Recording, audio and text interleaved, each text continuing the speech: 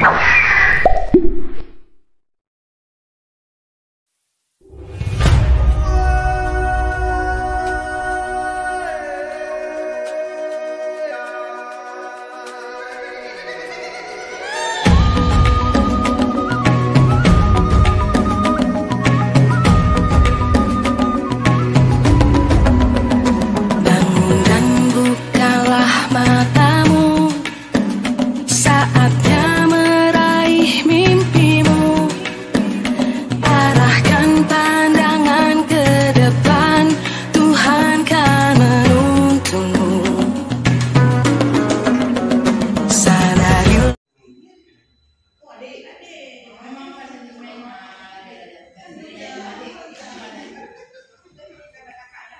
1 2, Bapak Ibu yang kami hormati, kegiatan destinasi di Jakarta sehingga kita mulai.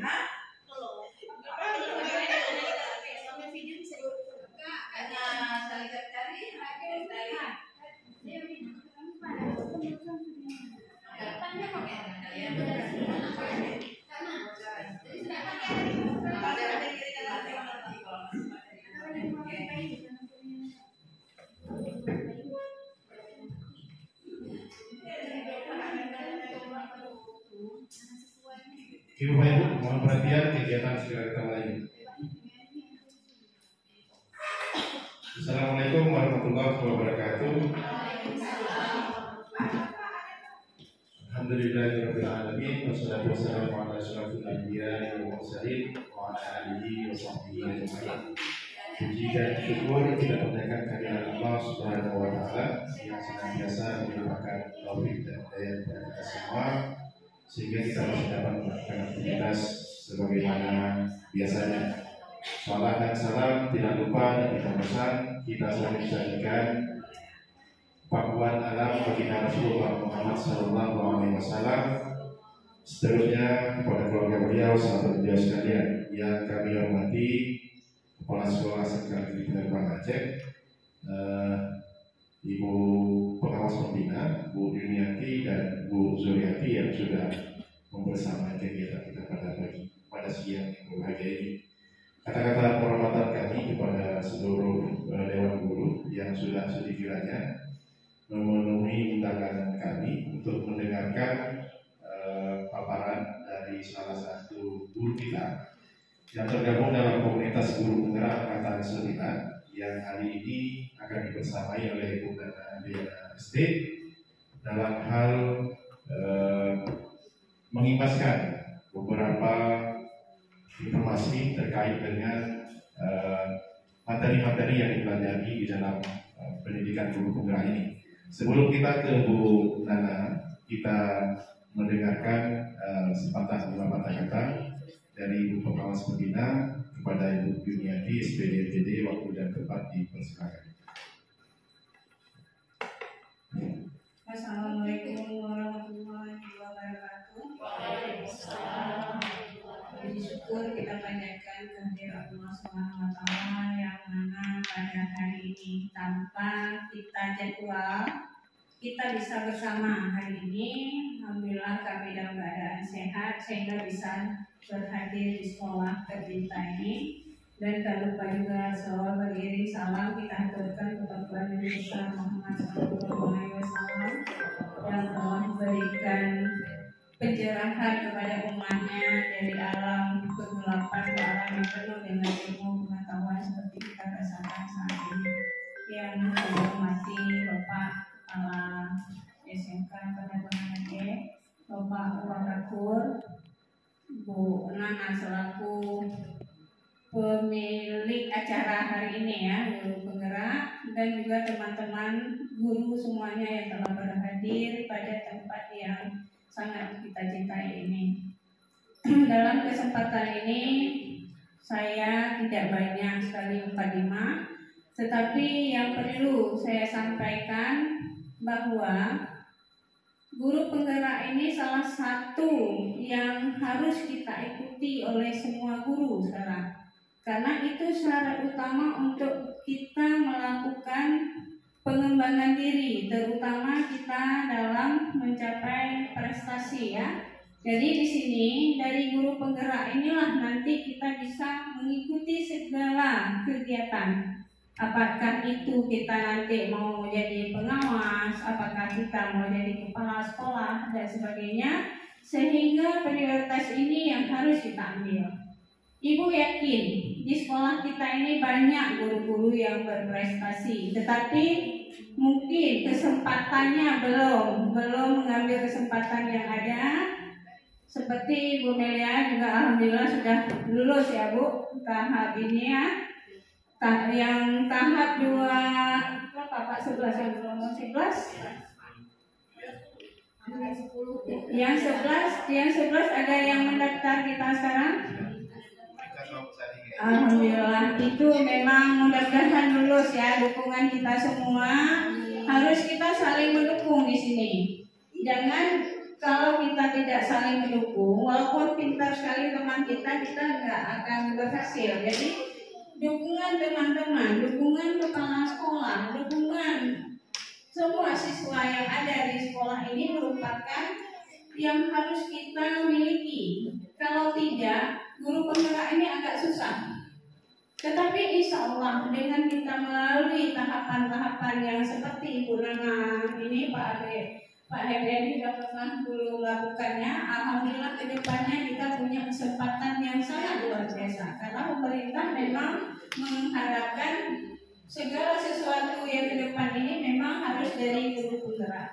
Jadi saya harap dengan sangat untuk guru-guru termotivasi untuk mengikuti kegiatan guru penggerak ini, apakah ikut tes dan sebagainya. Jadi jangan segan-segan dan jangan beranggapan Allah susah sekali, panjang kali waktu ini itu. Kita jalani dengan baik, insya Allah akan berhasil dengan baik. Sehingga kegiatan-kegiatan yang kita lakukan seperti Bu Nana lakukan, hari ini Bu Nana yang lakukan, mungkin ke depan Bu Melia, dan ke depannya yang lulus nantinya, maka kita saling mendukung di sini. Jadi kalau kita saling mendukung, insya Allah, dan saya juga selaku pengawas pembina selalu hadir di dalam setiap kesempatan dengan guru penggerak ini. Bersama dengan kepala sekolah, pengawas itu selalu mendukung kegiatan-kegiatan yang dilakukan oleh guru penggerak. Mudah-mudahan dengan adanya guru penggerak di sekolah kita ini banyak, sehingga sekolah kita ini akan menjadi luar biasa kembali namanya seperti tahun-tahun dulu, sehingga nama sekolah kita ini akan membawa kesuksesan untuk kita semua, terutama bagi anak-anak kita lulusan kita bisa tertampung di studi yang ada di luar, terutama di Pulau Jawa. Mungkin ini yang bisa saya sampaikan sebagai pensemangat untuk guru-guru kita, sehingga guru penggerak ini bukan menjadi wahana beban bagi kita, bukan, tetapi itu sebagai wahana motivasi kita untuk kita melakukan yang terbaik bagi. Mungkin ini yang bisa saya sampaikan dan saya akhiri. Kebetulan sudah ada Bapak Kepala Sekolah di antara kita.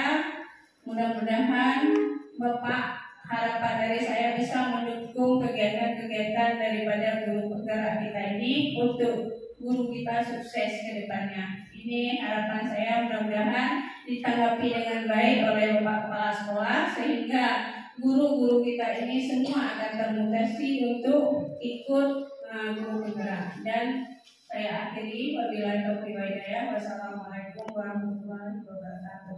Saya berbagi.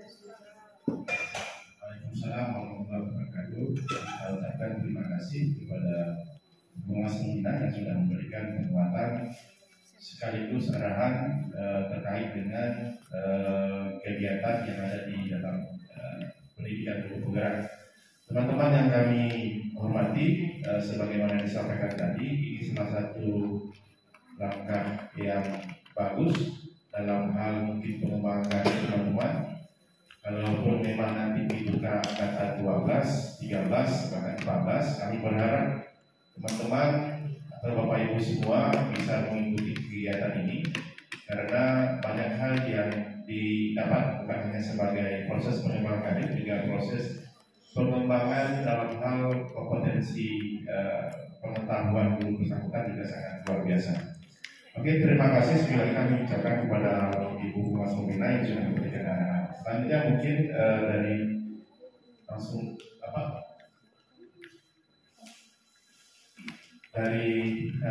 mungkin ada sedikit tambahan dari Bapak Kepala Sekolah kepada kita semua, kepada Bapak waktu dan depan dipersilakan.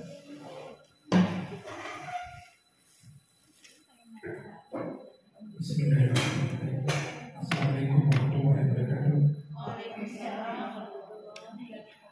Alhamdulillah, puji dan syukur bagi sama-sama kita menjaga keadaan Allah yang mana oleh Allah selalu memberi rahmat dan hidayah kepada kita sehingga dari ini kita bisa menjaga kita sebagai biasa.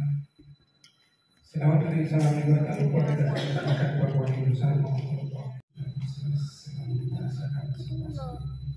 yang saya hormati Ibu Pembina, Ibu Humas, yang saya hormati Wakil Presiden Guru Aceh,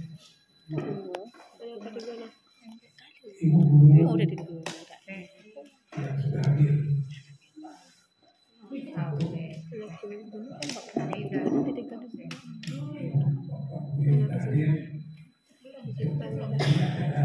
kita itu designasi budaya. Ini seperti biasa yang beberapa kali sudah dilakukan baik oleh Pak Hadi maupun Ibu Nana.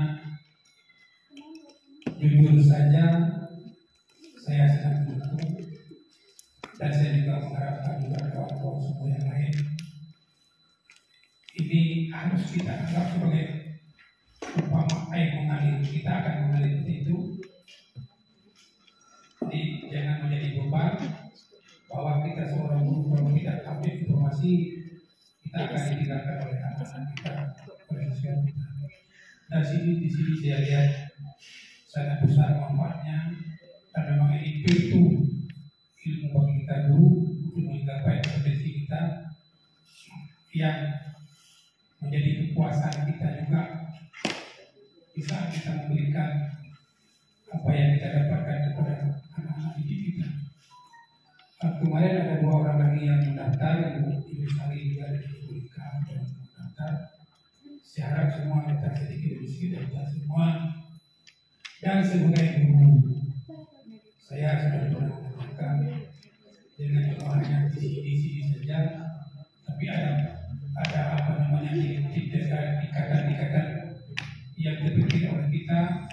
Hari ini kita jadi guru biasa, besok jadi guru hebat, lusa jadi guru profesional, lusa raya kita jadi pengawas, akan jadi kepala sekolah atau wakil jadi kepala sekolah, jadi pengawas, jadi ke atas terus. Dan itu bukan beban, tapi anggaplah itu air mengalir. Sebelumnya yang perlu kita pikirkan adalah mempersiapkan diri. Nasib kita tidak tahu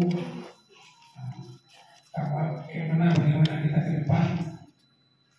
Namun kalau ke depannya saya tidak tahu, tapi kita tidak ada persiapan, ini saya rasa sangat rugi bagi Bapak Ibu yang masih muda, dan program pemerintah yang dijalankan dengan guru bergerak ini sangat-sangat bagus. Kemarin di kelas saya ajak kawan-kawan, ada yang dia lupa untuk membuka situs Merdeka Belajar, dan semua kawan-kawan sudah buka itu. Saya suruh isi dan evaluasi supaya kita yang baru-baru ini sekolah kita dengarnya di literasi dan literasi. Jadi saya ajak dan dihormati oleh Pak tadi kemarin, kawan-kawan kita sudah buka semua, insya Allah. Dan mungkin sekali lagi inilah dukungan saya ingin juga kawan-kawan semua itu bisa di atas dari sekolah lain, bisa di depan sekolah lain. Kita sekolah penerbangan, kita sekolah hebat, kita sekolah besar. Mungkin ini saja yang saya bisa saya sampaikan. Saya terima kasih. Assalamualaikum.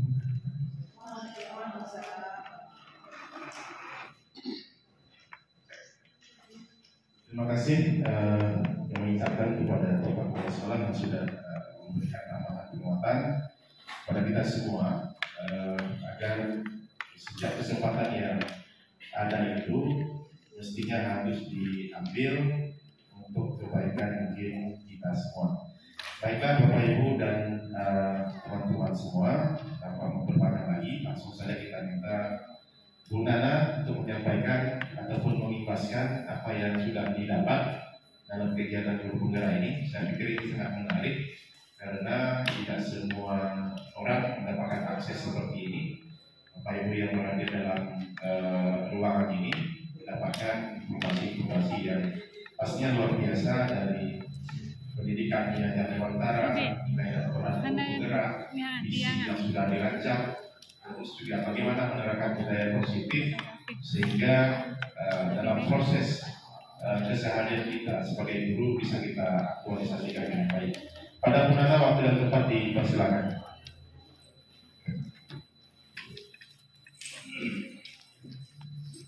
Terima kasih. Assalamualaikum warahmatullahi wabarakatuh.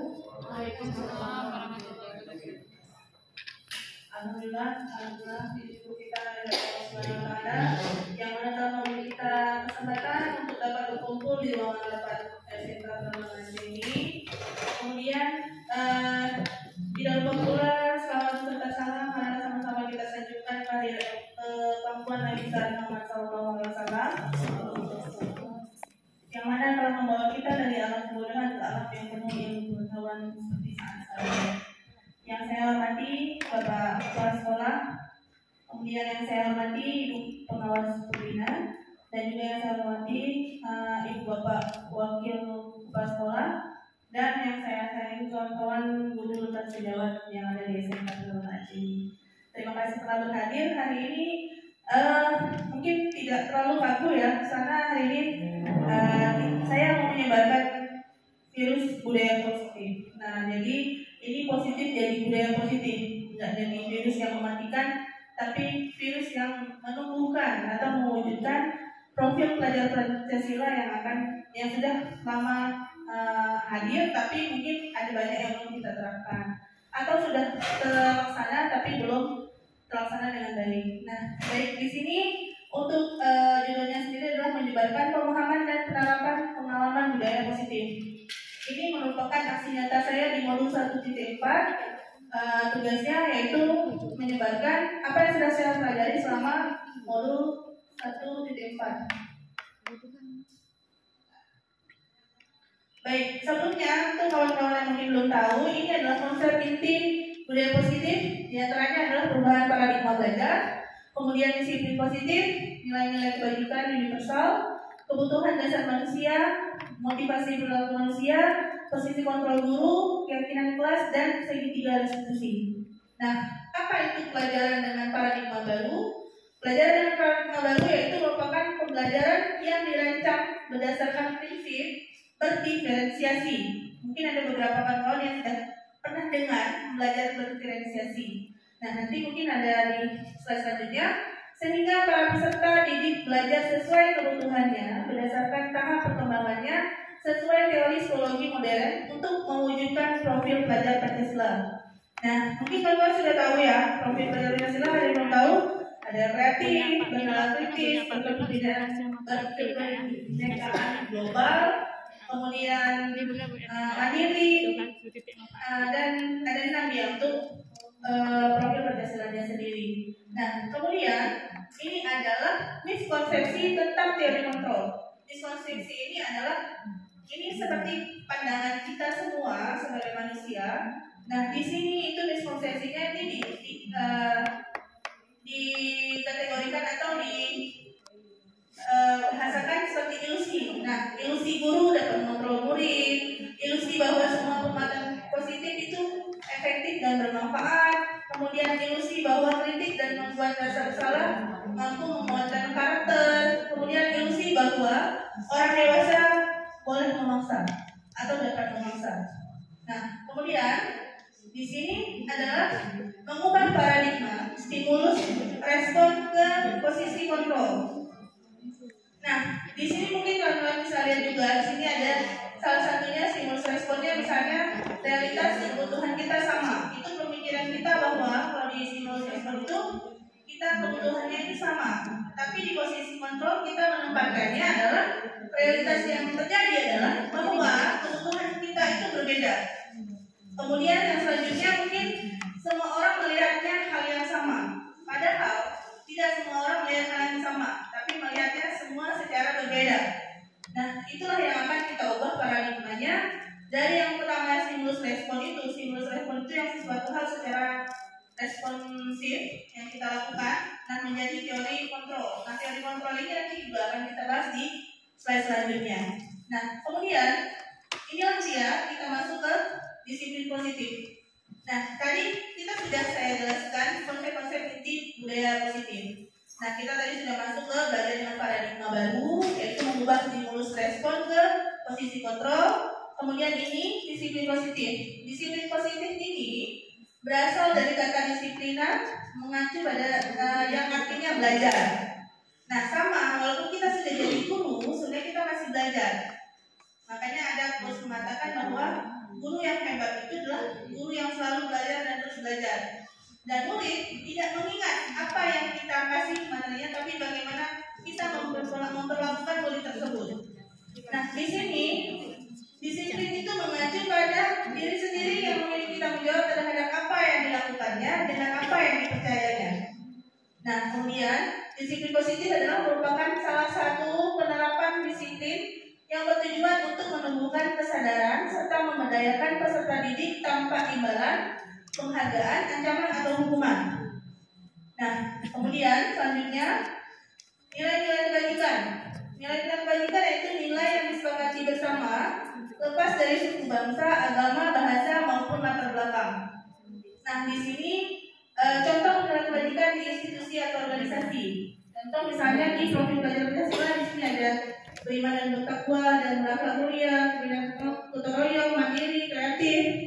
Kemudian ada di PYP itu ada toleransi, mandiri, integritas, hampir-hampir sama juga penerapannya. Kemudian seperti di keterampilan hidup, maafin agak terpotong atau life skill, itu juga dapat dipercaya, lurus hati, pendengar yang aktif. Inilah yang dimaksudkan nilai-nilai kebajikan yang selama ini kita terapkan.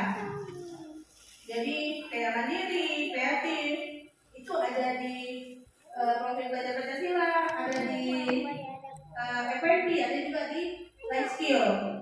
Nah, kemudian selanjutnya kita juga harus tahu nih, apa nih kebutuhan dasar manusia.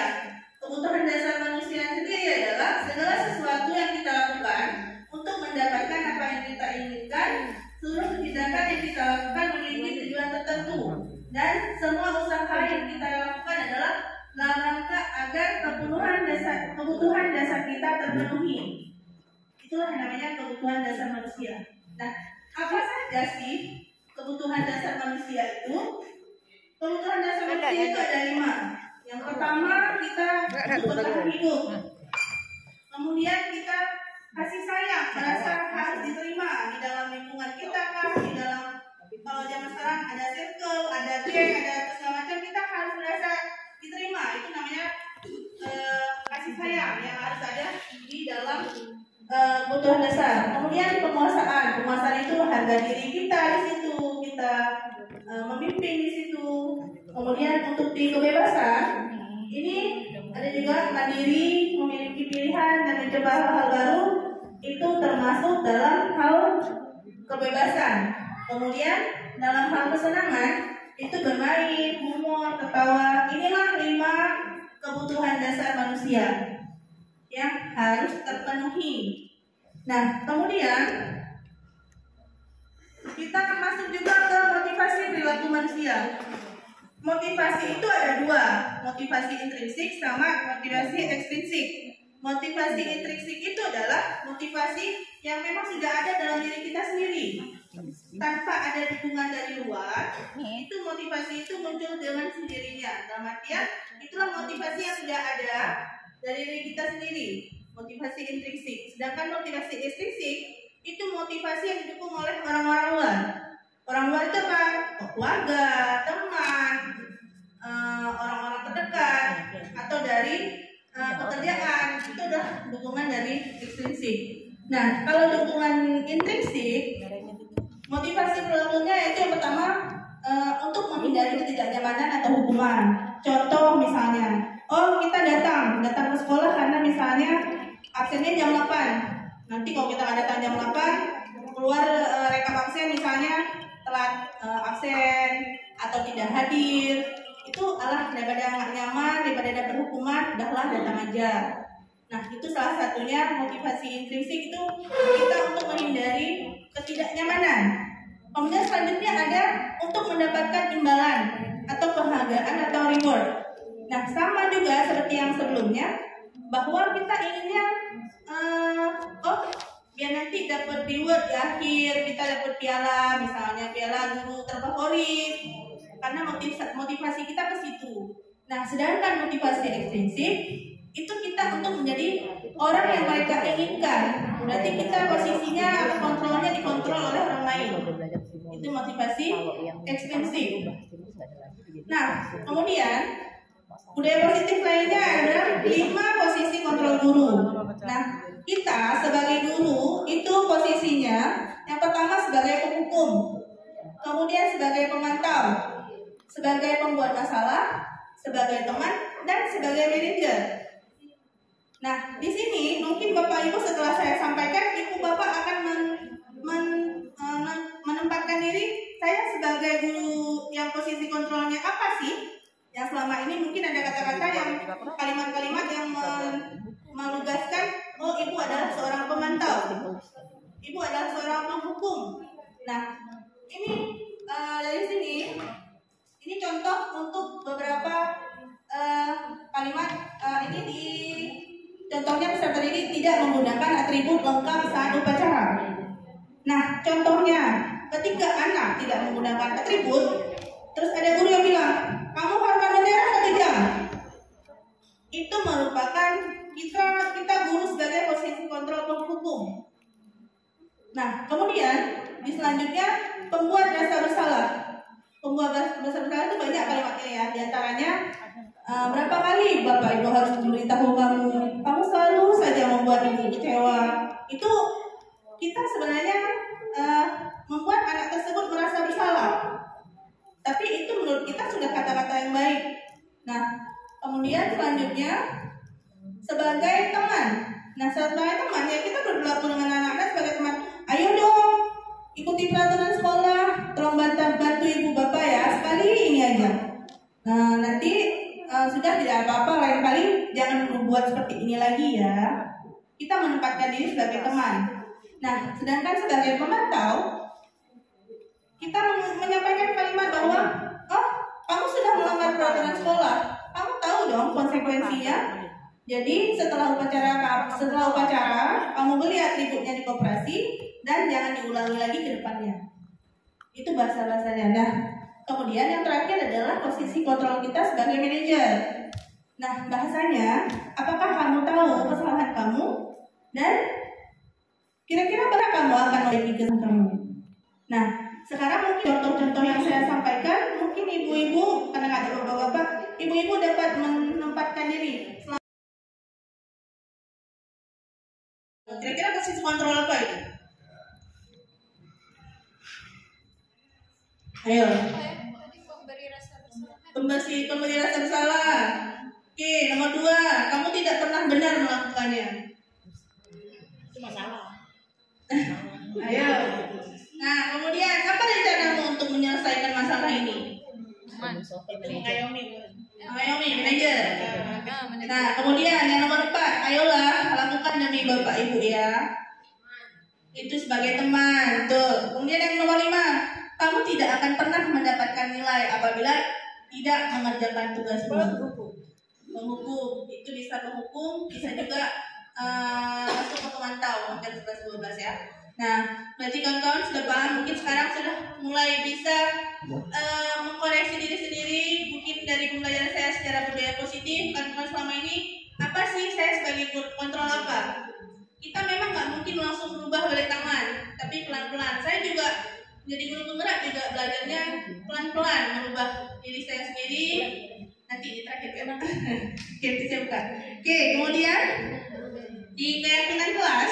Nah, tadi salah satu konsep inti budaya positif yaitu membuat keyakinan kelas. Keyakinan kelas. Mengapa keyakinan kelas? Kenapa tidak peraturan kelas atau peraturan sekolah atau keyakinan sekolah? Keyakinan sekolah atau keyakinan kelas. Kenapa tidak peraturan sekolah atau peraturan kelas?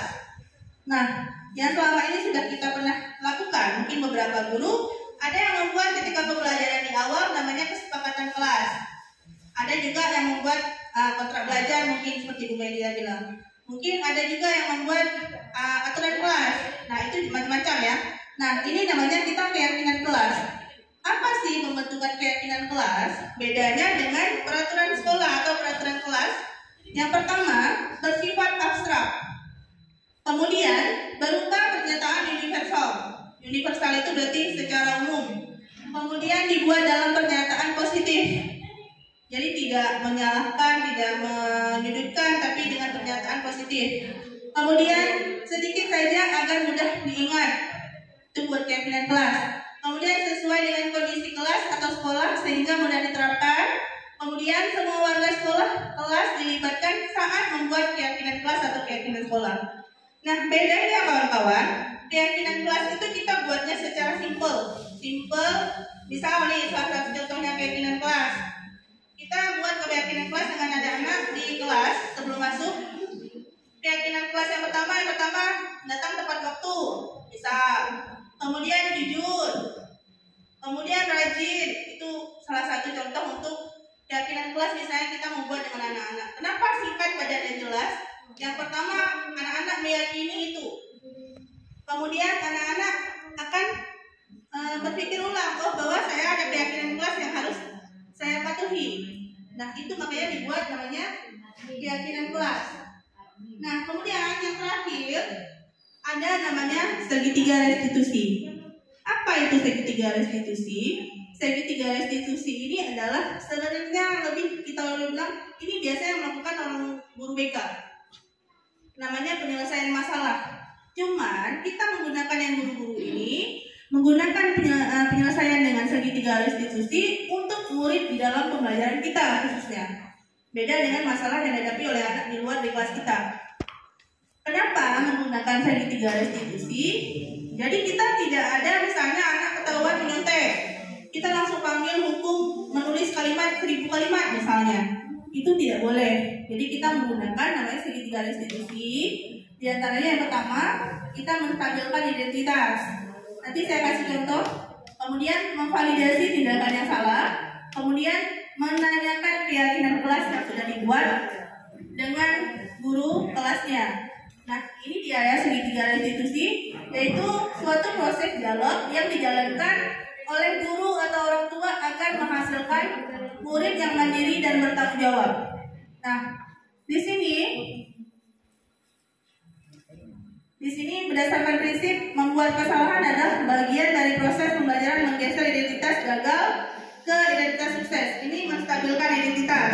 Kemudian berdasarkan prinsip setiap perilaku berupaya memenuhi suatu kebutuhan tertentu, guru akan bergeser dari pemikiran stimulus respon ke proaktif, mengenali dan mengakui kebutuhan murid, akan memperbaiki hubungan dengan murid. Itu memvalidasi tindakan yang salah. Kemudian menanyakan keyakinan kelas. Murid akan diberi pertanyaan-pertanyaan bermakna untuk memunculkan motivasi secara intrinsik. Kemudian mampu mengaitkan keyakinannya dengan tindakan yang salah. Nah, inilah dari segitiga restitusi. Nah, ini ada salah satu contohnya yang saya buat di modul 1.4 kemarin.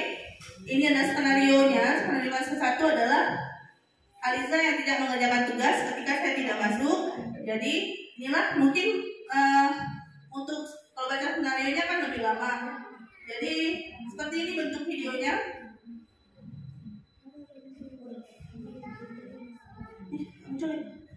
Ayo.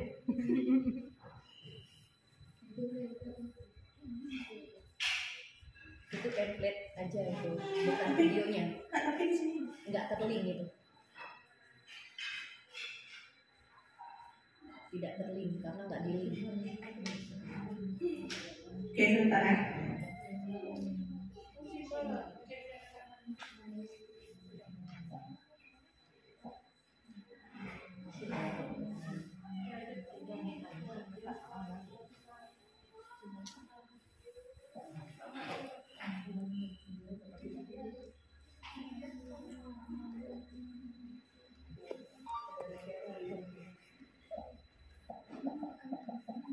Itu nyari dia. Ini contohnya, langsung saya next ya. Ini juga saya sebelumnya.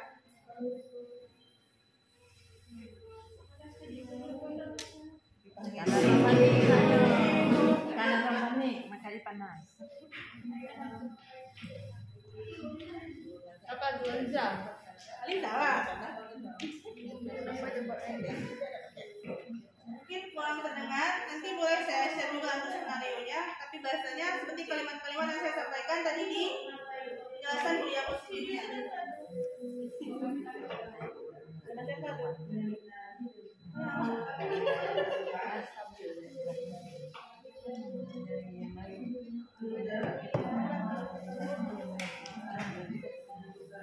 Jangan lewat jalur. Enggak. Sampai salah satu. Enggak, dijelasin terus. Nah, ini ya. Contohnya seperti ini. Skenario-nya kita melakukan segitiga restitusi seperti yang saya jelaskan tadi. Seperti kita percakapan dengan anaknya, melakukan kesalahan apa, kita tampilkan prioritas, kemudian validasi tindakan. Nah, ini testimoni dari anaknya setelah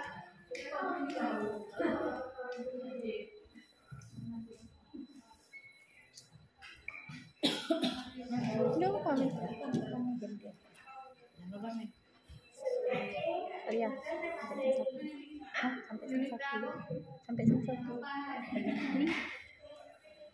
ya kalau pada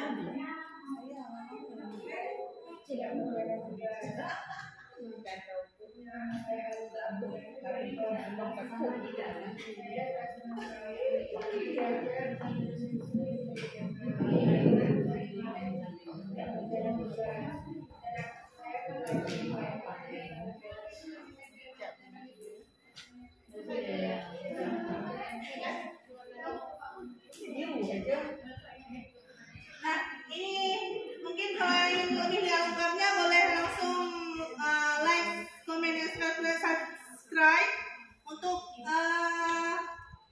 YouTube saya di Nana Adriana 5930. Oke, mungkin hanya sekian yang dapat saya sampaikan untuk hari ini. Mungkin ada dari kawan-kawan yang ingin bertanya atau mungkin mau diskusi, boleh silakan. Saya tadi. Satu pertanyaan aja. Boleh. Jangan sampai akhirnya enak makan, enak tidur. Nasi udah sampai belum? Udah. Oh, udah berarti dah. Enggak, hari ini ditraktir mau Itu kita lah, kan. nasi lagi. Aman tuh. Makanya begini cepat selesai. Oke.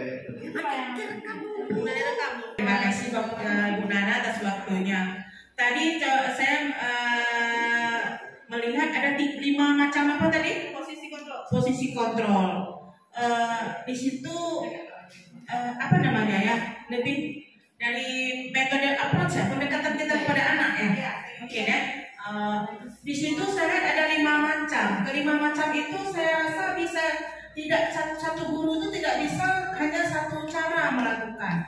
Kadang-kadang kita satu orang guru itu bisa mengcombine antara beberapa metode sehingga situasional orang sifatnya, tergantung situasi dan kondisi anak. Itu menurut saya.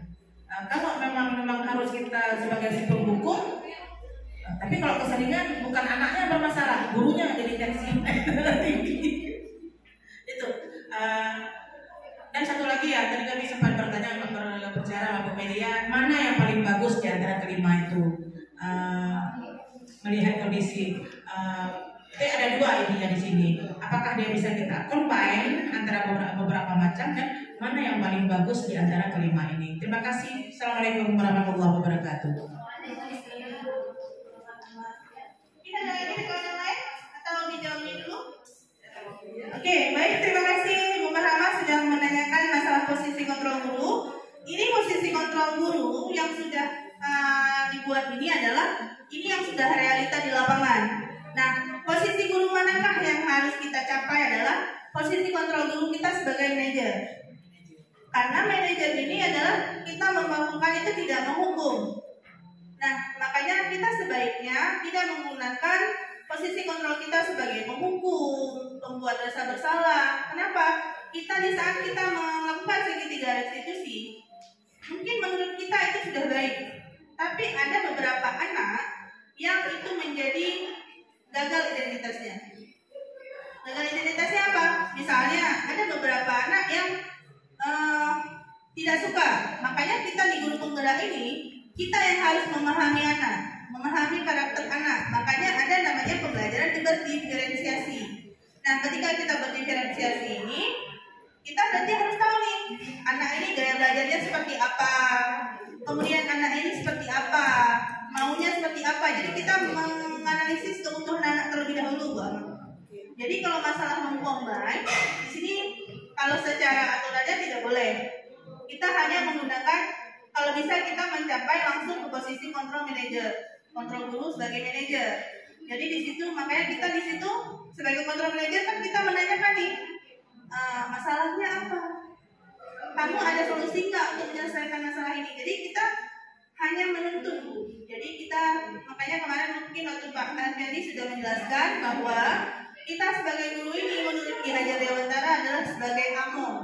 Among itu menuntun. Kita diibaratkan petani atau tukang kebun. Kita sebagai tukang kebun atau petaninya, anak-anak ini benihnya. Bukan kita yang menumbuhkan benihnya, tapi kita hanya yang merawatnya, memupuknya, menuntunnya. Jadi kita menuntun itu bukan berarti kita yang harus kita yang menumbuhkan nih, enggak.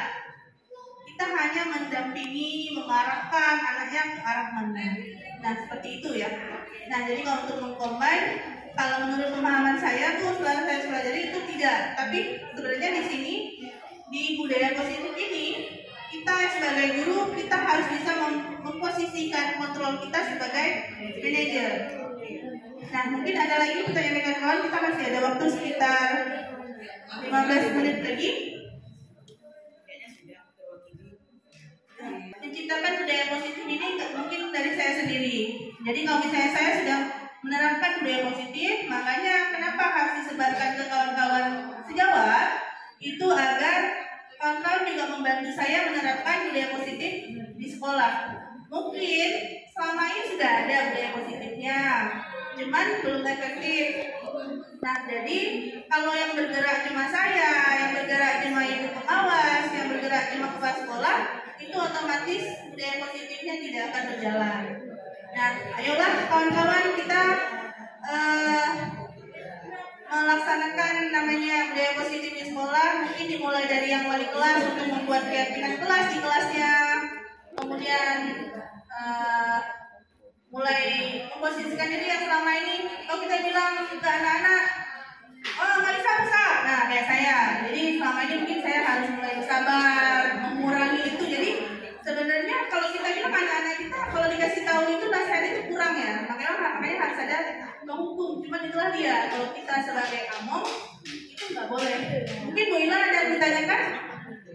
Ila ada yang ditanyakan? Kita bisa tanya biar ada nih lagi. Sudah jelas ya? Nah, jelas ya. Nah, mungkin kalau keuntungannya di BK, mungkin kalau misalnya nanti kalau BK sudah lebih terorganisir. Kenapa? Karena dengan guru kelasnya sudah di segitiga restitusi dulu. Jadi kalau ada masalah nggak langsung dilempar ke BK, nggak ke siswaan. Jadi dengan gurunya dulu. Misal nih anaknya nggak masuk, bolos, yang panggil nggak BK, nggak ke siswaan, yang panggil guru yang bersangkutan dulu. Dipanggil anaknya, ada kendala apa, masalahnya kenapa. Dia juga, jadi kita yang menanyakan ke dia, menstabilkan identitas dia. Kemudian dia juga yang kita validasi tindakan salahnya. Dia juga yang memberikan solusinya. Jadi bukan kita yang memberikan solusi, solusinya dia yang ciptakan sendiri. Makanya itu yang harus kita lakukan. Mungkin kalau continue kita lakukan, itu bisa berjalan di sekolah. Cuman ya memang agak berat, cuman itulah yang kita sebagai guru, dan semoga itu bisa berjalan di sekolah kita. Ya boleh? Pakai juga nggak apa-apa.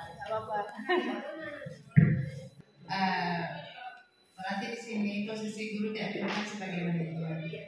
Hukum sangat tidak diajukan. Nah, tapi kadang-kadang kan di lapangan saat kejadian real di lapangan butuh gitu sekali-sekali ya kan. Apakah sama sekali tidak boleh kita terapkan? Kadang-kadang kan tergantung juga level anaknya. Ada anak cukup diri mengerti, dia ditegur. Ada anak sudah kita keluarkan suara pun dengan nada sedang nggak mengerti, harus nada tegas. Ada sampai ya tingkatan tindakan selanjutnya gitu kan, kita sudah mengalami. Dan kalau saya lihat di lapangan kita ini nampaknya perlu itu sekali-sekali tindakan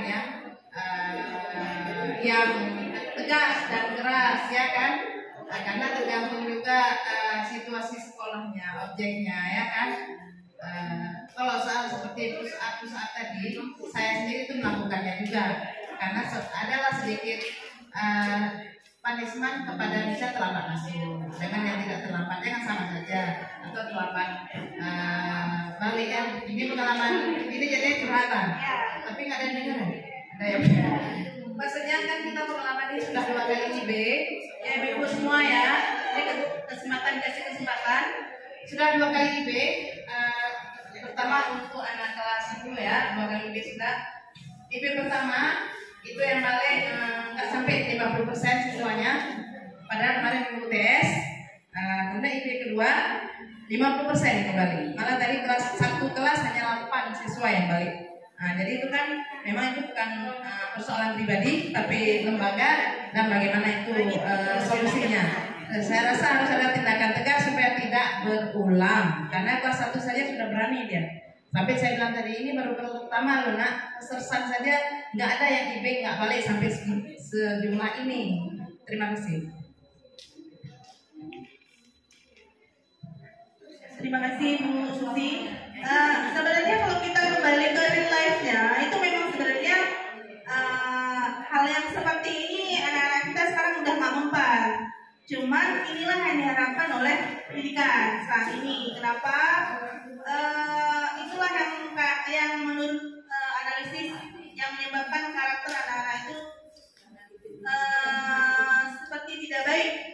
Karena kita menganggap awalnya pertama kita sebagai guru bisa mengontrol anak, sedangkan untuk mengontrol itu tidak bisa dikontrol oleh orang lain, kecuali anak itu membiarkan kita mengontrolnya. Nah sama kayak kita tidak bisa dikontrol oleh orang lain, tapi hanya diri kita sendiri yang bisa mengontrol. Sebenarnya posisi kontrol ini adalah untuk mengontrol anak-anak, tapi kita tidak posisi kontrol dalam artian kita dapat memaksa sebagai orang dewasa.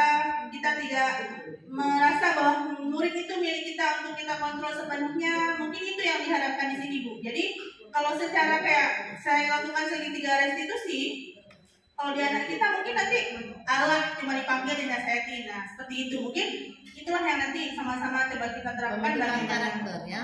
Ya, nah jadi kesadaran sendiri ya. Nah itulah ini budaya positif ini dibuat seperti itu untuk menggerakkan, menumbuhkan kesadaran sendiri dari peserta didik. Mungkin hanya itu yang dapat saya sampaikan hari ini. Lebih dan kurang saya mohon maaf. Mungkin akan ditutup oleh moderator. Terima kasih. Assalamualaikum warahmatullahi wabarakatuh. Waalaikumsalam.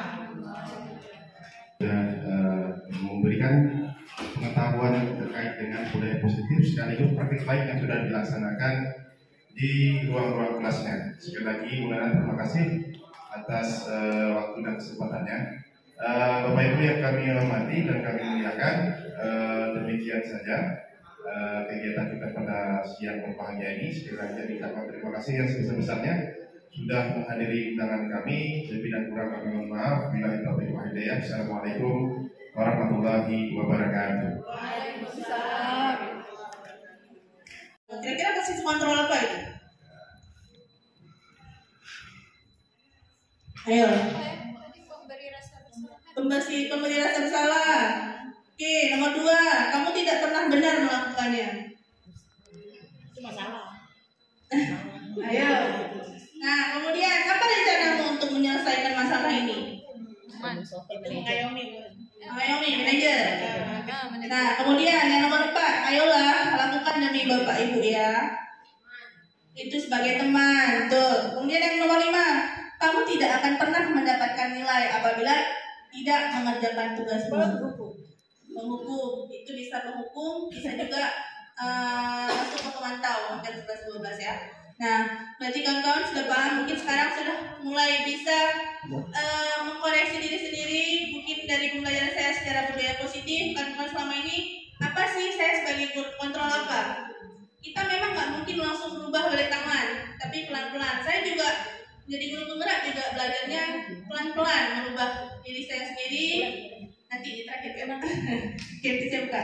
Oke, kemudian di keyakinan kelas. Nah, tadi salah satu konsep inti budaya positif yaitu membuat keyakinan kelas. Keyakinan kelas, mengapa keyakinan kelas? Kenapa tidak peraturan kelas atau peraturan sekolah atau keyakinan sekolah? Keyakinan sekolah atau keyakinan kelas? Kenapa tidak peraturan sekolah atau peraturan kelas? Nah, yang selama ini sudah kita pernah lakukan, mungkin beberapa guru ada yang membuat ketika pembelajaran di awal namanya kesepakatan kelas. Ada juga yang membuat kontrak belajar, mungkin seperti Bu Melia bilang. Mungkin ada juga yang membuat aturan kelas. Nah, itu macam-macam ya. Nah, ini namanya kita keyakinan kelas. Apa sih pembentukan keyakinan kelas? Bedanya dengan peraturan sekolah atau peraturan kelas. Yang pertama, bersifat abstrak. Kemudian, berupa pernyataan universal. Universal itu berarti secara umum. Kemudian dibuat dalam pernyataan positif.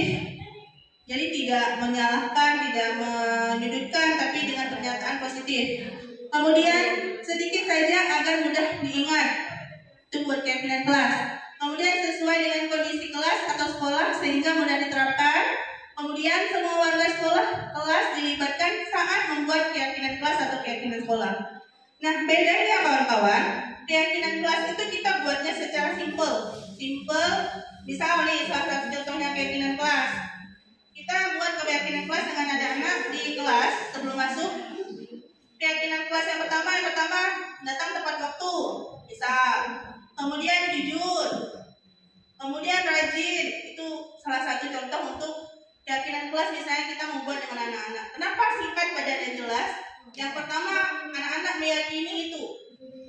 Kemudian anak-anak akan berpikir ulang, bahwa saya ada keyakinan kelas yang harus saya patuhi. Nah, itu makanya dibuat namanya keyakinan kelas. Nah, kemudian yang terakhir ada namanya segitiga restitusi. Apa itu segitiga restitusi? Segitiga restitusi ini adalah sebenarnya kita bilang ini biasanya melakukan orang guru BK. Namanya penyelesaian masalah.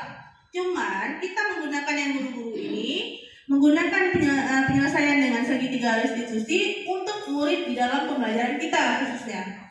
Beda dengan masalah yang dihadapi oleh anak di luar di kelas kita. Kenapa menggunakan segitiga restitusi?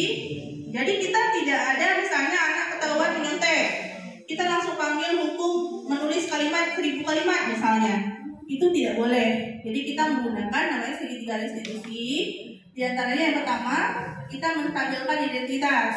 Nanti saya kasih contoh. Kemudian memvalidasi tindakan yang salah. Kemudian menanyakan keyakinan kelas yang sudah dibuat dengan guru kelasnya. Nah, ini dia ya segitiga restitusi, yaitu suatu proses dialog yang dijalankan oleh guru atau orang tua agar menghasilkan murid yang mandiri dan bertanggung jawab. Nah, di sini berdasarkan prinsip membuat kesalahan adalah bagian dari proses pembelajaran menggeser identitas gagal ke identitas sukses. Ini menstabilkan identitas. Kemudian berdasarkan prinsip setiap perilaku berupaya memenuhi suatu kebutuhan tertentu, guru akan bergeser dari pemikiran stimulus respon ke proaktif, mengenali dan mengakui kebutuhan murid, akan memperbaiki hubungan dengan murid. Itu memvalidasi tindakan yang salah. Kemudian menanyakan keyakinan kelas. Murid akan diberi pertanyaan-pertanyaan bermakna untuk memunculkan motivasi secara intrinsik. Kemudian mampu mengaitkan keyakinannya dengan tindakan yang salah. Nah, inilah dari segitiga restitusi. Nah, ini ada salah satu contohnya yang saya buat di modul 1.4 kemarin. Ini ada skenario-nya. Skenario satu adalah Aliza yang tidak mengerjakan tugas ketika saya tidak masuk. Jadi inilah mungkin sama. Jadi seperti ini bentuk videonya.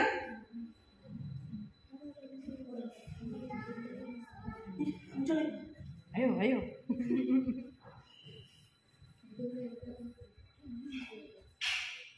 Itu template aja itu, bukan videonya. Tapi di sini Enggak terlink itu. Tidak terlink karena enggak di-link. oke, sebentar ya.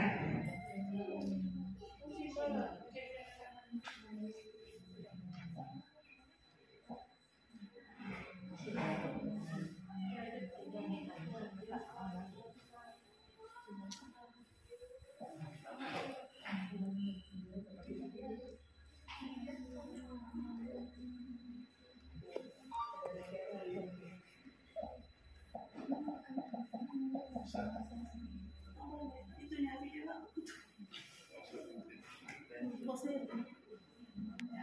Ini contohnya, langsung saya next ya. Ini juga saya sebelumnya.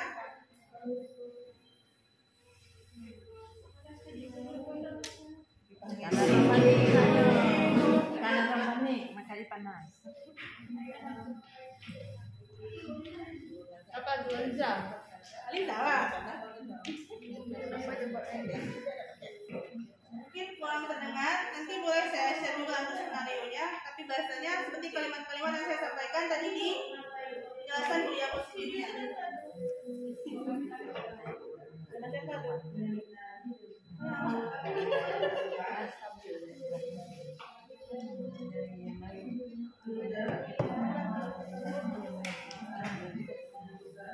Jangan lewat dari enggak. Sampai salah satu. Enggak, dijelasin terus. Nah, ini ya. Contohnya seperti ini. Skenario-nya kita melakukan dari segitiga restitusi seperti yang saya jelaskan tadi. Seperti kita berhadapan dengan anaknya, melakukan saran apa, kita tampilkan prioritas, kemudian validasi tindakan. Nah, ini testimoni dari anaknya setelah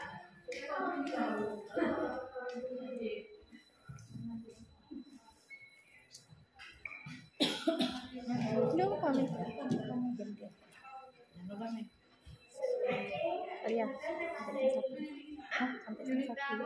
sampai satu.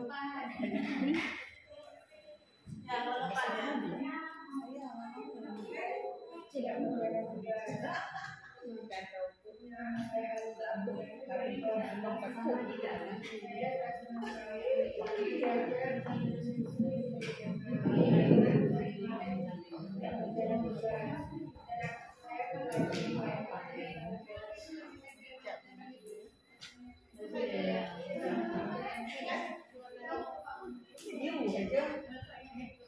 Nah, ini mungkin kalau yang lebih lengkapnya boleh langsung like, comment, dan subscribe untuk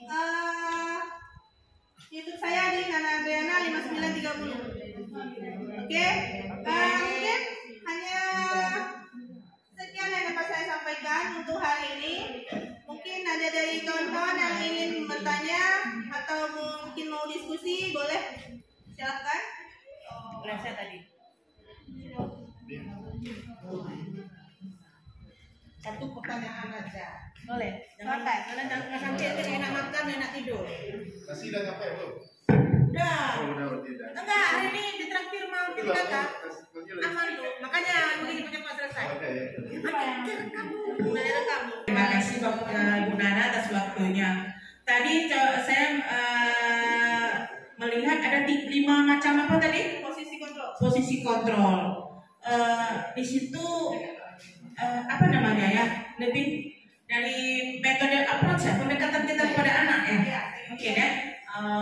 Di situ saya lihat ada 5 macam. Kelima macam itu saya rasa bisa tidak satu guru itu tidak bisa hanya satu cara melakukan. Kadang-kadang kita satu orang guru itu bisa mengcombine antara beberapa metode sehingga situasional orang sifatnya, tergantung situasi dan kondisi anak. Itu menurut saya. Kalau memang harus kita sebagai si penghukum Tapi kalau keseringan bukan anaknya bermasalah, gurunya jadi tensi. Itu. Dan satu lagi ya, tadi kami sempat bertanya berbicara sama Bu Melia, mana yang paling bagus di antara kelima itu? Melihat kondisi. Ada dua intinya di sini. Apakah dia bisa kita combine antara beberapa macam dan mana yang paling bagus di antara kelima ini? Terima kasih. Assalamualaikum warahmatullahi wabarakatuh. Kita ada lagi yang lain atau dijawabin dulu? Oke, baik, terima kasih Bu Marhama sudah menanyakan masalah posisi kontrol guru. Ini posisi kontrol guru yang sudah dibuat ini adalah ini yang sudah realita di lapangan. Nah, posisi guru manakah yang harus kita capai adalah posisi kontrol guru kita sebagai manajer. Karena manajer ini adalah kita melakukan itu tidak menghukum.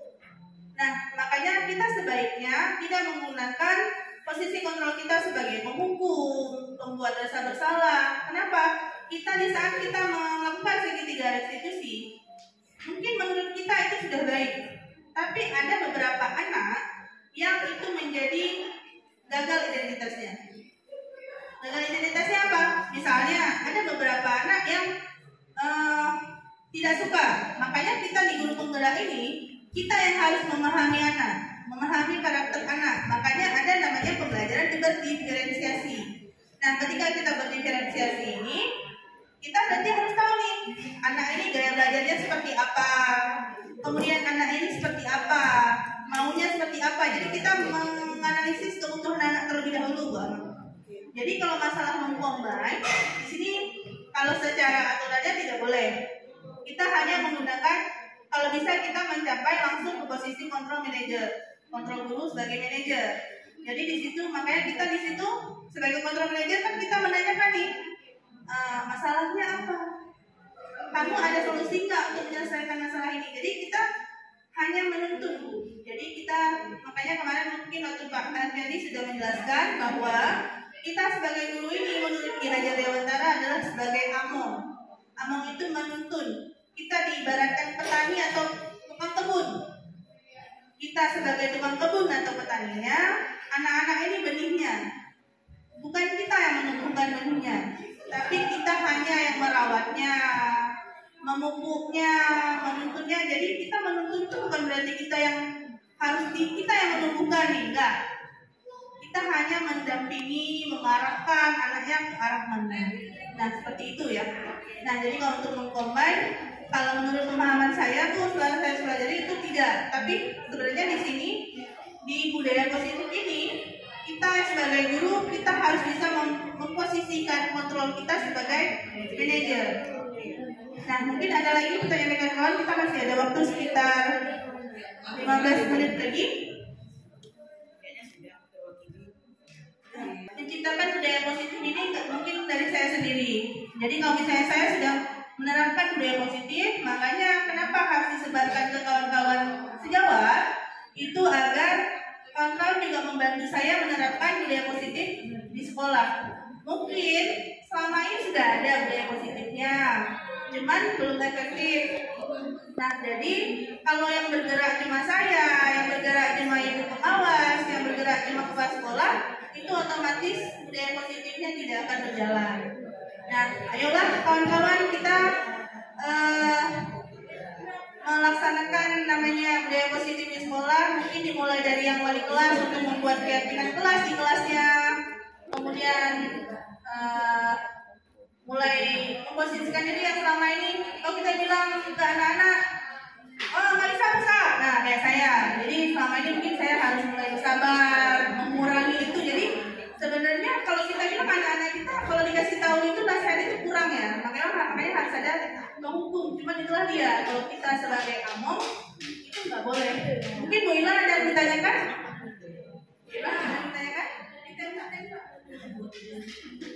Biar ada yang lagi. Sudah jelas ya? Nah, jelas ya. Nah, mungkin kalau keuntungannya di BK, mungkin kalau misalnya nanti kalau BK sudah lebih terorganisir. Kenapa? Karena dengan guru kelasnya sudah di segitiga restitusi dulu. Jadi kalau ada masalah nggak langsung dilempar ke BK, nggak ke siswaan. Jadi dengan gurunya dulu. Misal nih anaknya nggak masuk, bolos, yang panggil nggak BK, nggak kesiswaan, yang panggil guru yang bersangkutan dulu. Dipanggil anaknya, ada kendala apa, masalahnya kenapa. Dia juga, jadi kita yang menanyakan ke dia, menstabilkan identitas dia. Kemudian dia juga yang kita validasi tindakan salahnya. Dia juga yang memberikan solusinya. Jadi bukan kita yang memberikan solusi, solusinya dia yang ciptakan sendiri. Makanya itu yang harus kita lakukan. Mungkin kalau continue kita lakukan, itu bisa berjalan di sekolah. Cuman ya memang agak berat. Cuman itulah yang kita sebagai guru, dan semoga itu bisa berjalan di sekolah kita. Ya boleh? Pakai nek juga nggak apa-apa. Berarti di sini posisi guru diambilkan sebagai manajer. Penghukum sangat tidak diambilkan. Nah, tapi kadang-kadang kan di lapangan saat kejadian real di lapangan butuh gitu sekali-sekali ya kan. Apakah sama sekali tidak boleh kita terapkan?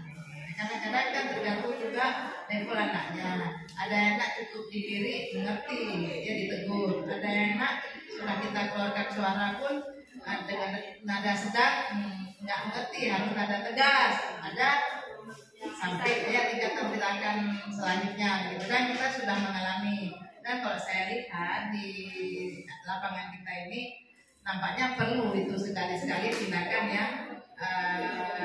yang tegas dan keras ya kan. Karena tergantung juga situasi sekolahnya, objeknya ya kan. Kalau soal seperti push up tadi, saya sendiri itu melakukannya juga karena adalah sedikit punishment kepada bisa terlambat masuk dengan yang tidak terlambat kan sama saja, atau terlambat balik ya. Ini pengalaman ini jadi curhatan, tapi nggak ada yang dengar. Ada yang maksudnya kan kita pengalaman ini sudah 2 kali IB ya ibu semua ya. Ini kasih kesempatan sudah 2 kali IB. Pertama untuk anak kelas 10 ya, 2 kali IB sudah. IB pertama itu yang balik nggak sampai 50% siswanya, padahal kemarin UTS. Kemudian IB kedua 50% itu balik. Malah tadi satu kelas hanya 8 siswa yang balik. Nah, jadi itu kan memang itu bukan persoalan pribadi, tapi lembaga dan bagaimana itu solusinya. Saya rasa harus ada tindakan tegas supaya tidak berulang. Karena kelas 1 saja sudah berani dia. Sampai saya bilang tadi ini baru pertama loh nak, sersan saja nggak ada yang IB nggak balik sampai sejumlah ini. Terima kasih. Terima kasih Bu Susi. Sebenarnya kalau kita kembali ke real life-nya, itu memang sebenarnya hal yang seperti ini anak-anak kita sekarang udah nggak mempan. Cuman inilah yang diharapkan oleh pendidikan saat ini. Kenapa? Itulah yang menurut analisis yang menyebabkan karakter anak-anak itu seperti tidak baik. Karena kita menganggap awalnya pertama kita sebagai guru bisa mengontrol anak, sedangkan untuk mengontrol itu tidak bisa dikontrol oleh orang lain, kecuali anak itu membiarkan kita mengontrolnya. Nah sama kayak kita tidak bisa dikontrol oleh orang lain, tapi hanya diri kita sendiri yang bisa mengontrol. Sebenarnya posisi kontrol ini adalah untuk mengontrol anak-anak, tapi kita tidak posisi kontrol dalam artian kita dapat memaksa sebagai orang dewasa. Kita tidak merasa bahwa murid itu milik kita untuk kita kontrol sepenuhnya. Mungkin itu yang diharapkan di sini Bu. Jadi kalau secara kayak saya lakukan segitiga restitusi, kalau di anak kita mungkin nanti Allah cuma dipanggil dinasihatin. Nah seperti itu mungkin itulah yang nanti sama-sama coba kita terapkan dalam karakter ya. Ya, nah Jadi kesadaran sendiri ya. Nah itulah ini budaya positif ini dibuat seperti itu untuk menggerakkan, menumbuhkan kesadaran sendiri dari peserta didik. Mungkin hanya itu yang dapat saya sampaikan hari ini. Lebih dan kurang saya mohon maaf. Mungkin akan ditutup oleh moderator. Terima kasih. Assalamualaikum warahmatullahi wabarakatuh. Memberikan pengetahuan terkait dengan budaya positif sekaligus praktik baik yang sudah dilaksanakan di ruang-ruang kelasnya. Sekali lagi, mudah-mudahan terima kasih atas waktu dan kesempatannya. Bapak Ibu yang kami hormati dan kami muliakan, demikian saja kegiatan kita pada siang berbahagia ini. Sekali lagi kami ucapkan terima kasih yang sebesar-besarnya sudah menghadiri undangan kami. Lebih dan kurang kami mohon maaf. Billahi taufiq wal hidayah. Assalamualaikum warahmatullahi wabarakatuh. Waalaikumsalam.